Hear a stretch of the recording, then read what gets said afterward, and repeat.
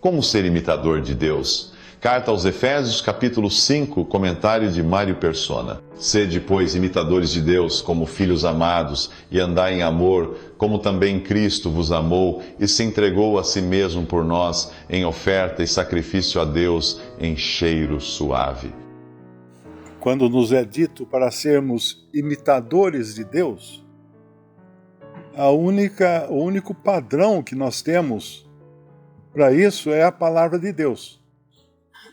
O problema é que nós vivemos num mundo que tem muitos padrões diferentes e nós somos contaminados por esses padrões. Então nós acabamos falando como fala o mundo, usando gírias como usa o mundo, usando termos chulos ou palavrões como usa o mundo. E às vezes nem percebemos, porque isso está tão impregnado na nossa cultura, na nossa maneira de ser, que nós não percebemos. E às vezes até ofendemos ou escandalizamos algum irmão de outro país quando usamos algum tipo de expressão ou conversa que para nós já é normal, porque nós nos acostumamos a escutar o tempo todo isso entre amigos, entre familiares, na televisão, na internet, e aí encontra um que não está acostumado com isso. E é interessante que esse assunto, existe em marketing, existe um termo, eu esqueci agora a sigla, é uma sigla que representa um tipo de comportamento em marketing que tem causado desastre em muitos profissionais de marketing. Tipo assim, o cara é um gerente de marketing que sai dos Estados Unidos e é transferido para um país de cultura diferente, e ele chega lá e fala assim, opa, vamos fazer uma promoção de Natal aqui, porque ninguém nunca fez promoção de Natal. Fazer toda uma campanha natalina nesse país. O problema é que se ele não estudou antes a cultura daquele país, talvez ele não saiba que ali Natal é ofensivo, que eles não celebram o Natal, que é um costume que eles não têm.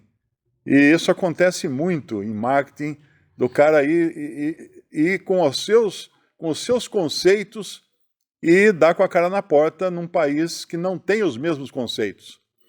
E assim o cristão, ele tem que se cuidar para não usar o seu referencial. Essa sigla tem alguma coisa a ver com referencial, né? Você adota algo baseado na sua referência, no seu referencial. Outro dia alguém me escreveu perguntando, dizendo que escutou uma gravação de um irmão americano falando numa das conferências antigas, era um irmão de Walla Walla, e nessa conferência, nessa fala dele, ele explicava que no dia do arrebatamento, não vão acontecer desastres, porque o piloto, naquele dia, não vai sair voando um avião. O motorista na estrada, uns momentos antes do arrebatamento, ele vai sentir que ele tem que estacionar no acostamento para não causar acidente. Então, aí esse irmão que escreveu para mim falou, onde é que tem isso na Bíblia? Eu falei, isso não tem, ele está enganado.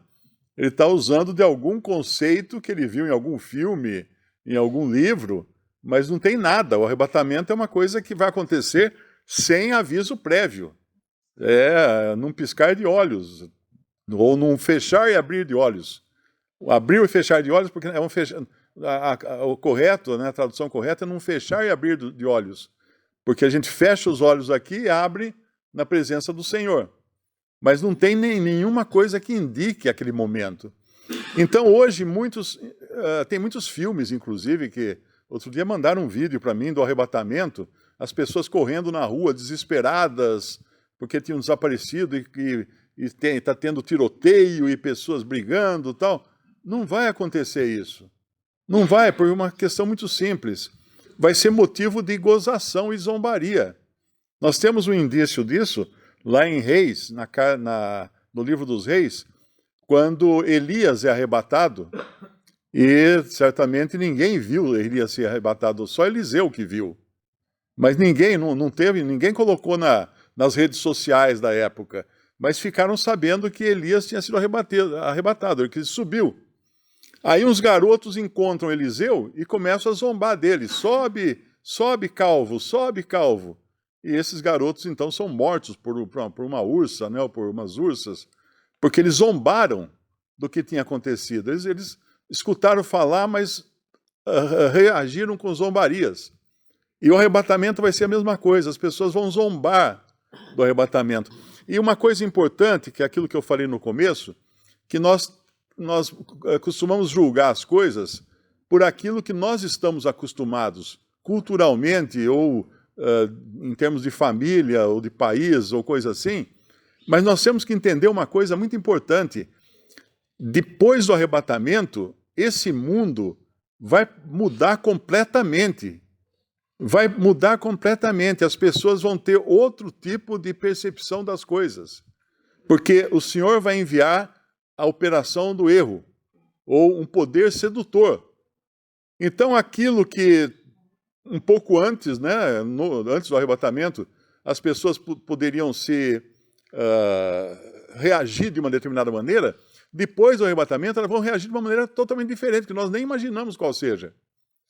Talvez seja aquela de zombaria, como aconteceu com os meninos lá com Eliseu, não é? Mas vai ser uma maneira totalmente diferente. Para começar, elas estão muito mais propícias à mentira, a aceitar a mentira. O anticristo vai trazer mentiras de todo tipo e as pessoas vão estar propensas a aceitar a mentira porque não quiseram aceitar a verdade, se opuseram à verdade. Então é muito provável que inventem histórias do tipo, aconteceu por causa do aquecimento global, ou teve uma abdução de alienígenas que levou embora as pessoas. Eu me lembro até no tempo que eu estava envolvido com esoterismo e outras maluquices, havia uma teoria de que um planeta atrasado passaria perto da Terra e iria atrair para si todas as pessoas atrasadas da Terra e levar embora. E hoje eu sei que eu vou nesse planeta, né? Porque, na realidade, na época, eles diziam que as pessoas espiritualmente menos avançadas seriam atraídas por esse planeta, não sei se chamava Nibiru, alguma coisa assim, e levariam embora da Terra. Então já existiam até, na época, conceitos ou profecias espiritualistas de que um dia as pessoas desapareceriam da Terra, só que eles com um conceito totalmente invertido. Os que desapareceriam da Terra seriam os menos evoluídos, ou os piores. A Terra seria limpa de toda gente ruim para vir, então, um terceiro milênio só de paz e prosperidade. Bom, nós já entramos no terceiro milênio e não vemos nenhuma paz e prosperidade, só guerra e confusão, né? Mas então essa questão de querer adivinhar como vai ser depois do arrebatamento, como as pessoas vão reagir, o problema é que nós julgamos isso pelo tipo de reação que as pessoas teriam hoje, não sujeitas ainda às mentiras do diabo e nem sujeitas à operação do erro. O espírito é um espírito... Tem uma outra versão que fala um espírito enganador. E elas estarão sujeitas a esse espírito enganador.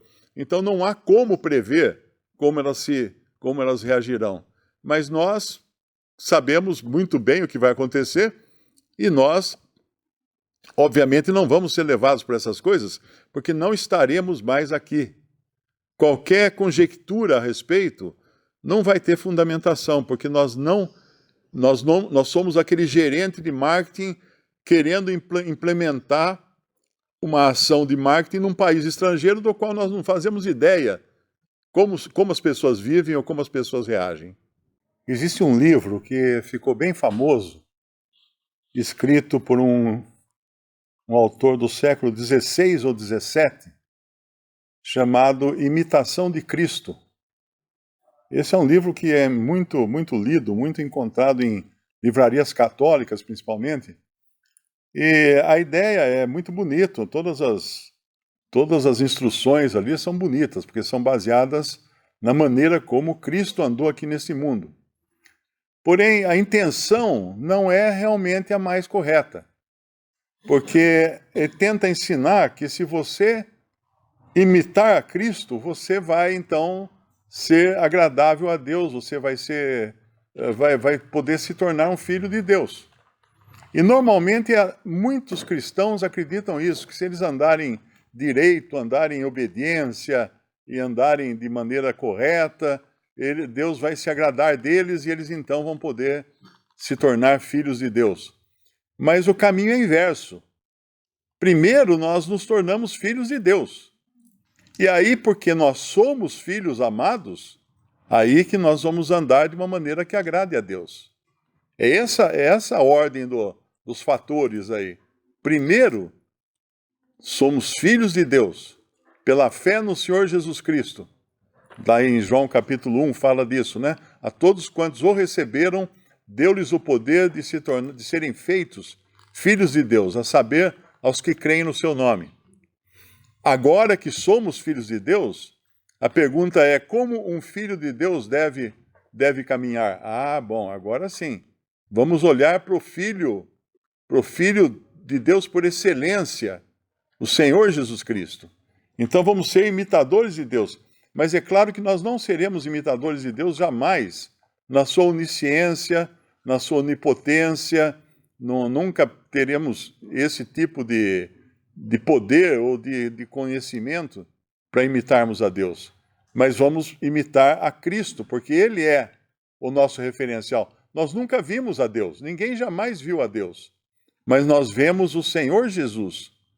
Nós vemos toda a sua maneira de se comportar, isso está nos evangelhos. Nós vemos como ele andou nesse mundo de uma maneira totalmente diferente do homem comum, mas ainda assim acessível ao homem comum.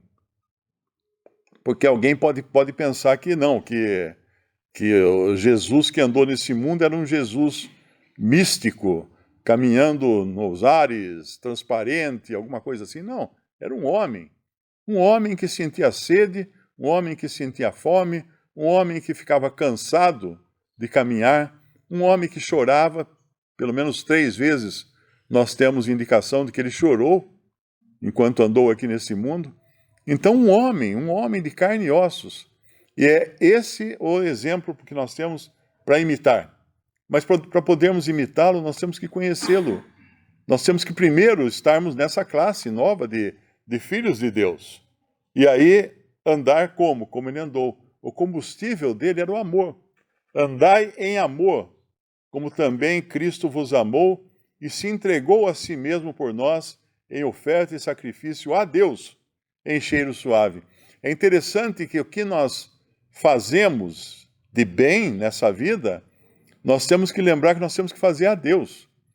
Mesmo que você ajude alguém, faça caridade, é a Deus que tem que ser dirigido isso. Não exatamente a pessoa, não é? Porque aquela pessoa pode até agradecer você, pagar pelo bem que você fez, mas nós temos que fazer mirando a Deus.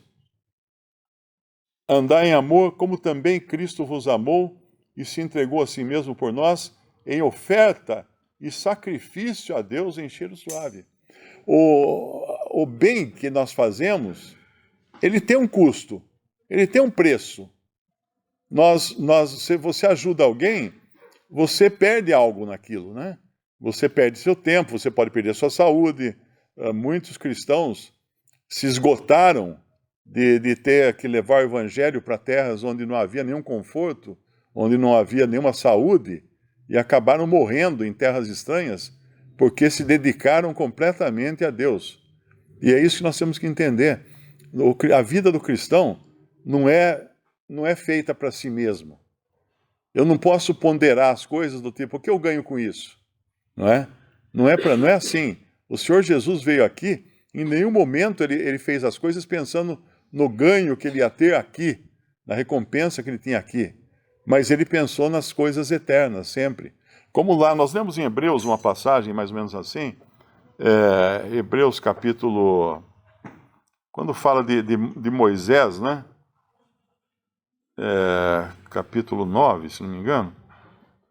11. Ele via...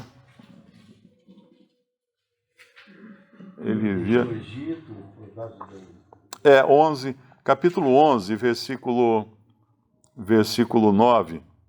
Pela fé habitou em terra da promessa, como em terra alheia, morando em cabanas com Isaque e Jacó, herdeiros com ele da mesma promessa, porque esperava a cidade que tem fundamentos, da qual o artífice construtor é Deus.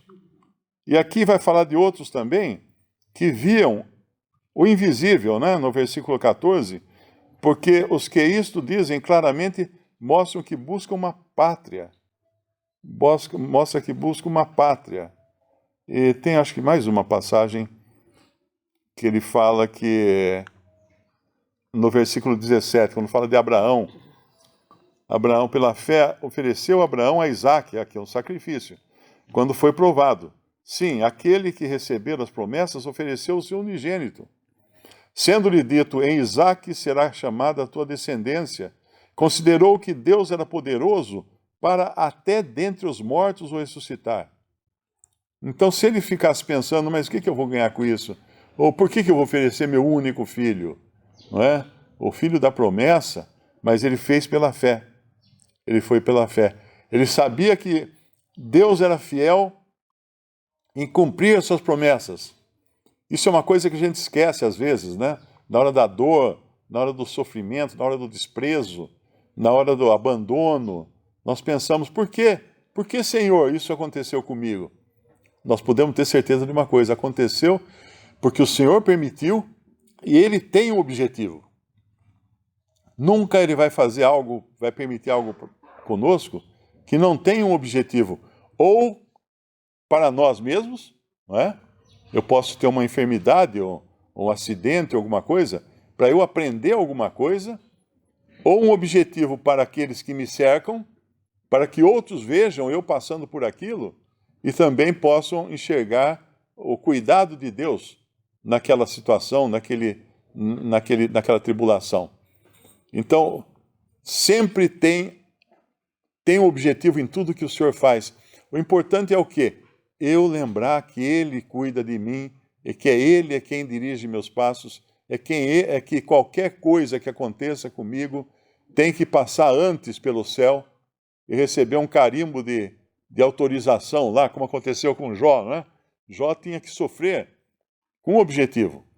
Mas antes, Satanás precisou passar pelo céu para ter uma aprovação de Deus para aquele sofrimento que ele iria aplicar em Jó. O interessante é que Jó nunca soube da razão do seu sofrimento. Claro que ele viu depois, no final, né, os resultados daquilo e pôde glorificar a Deus. Mas ele não leu o livro dele. Então ele não leu o capítulo 1 e o capítulo 2 para saber que tinha sido uma aposta, vamos dizer assim, que Satanás fez com o Senhor, de que Jó não ficaria fiel caso ele fosse afligido.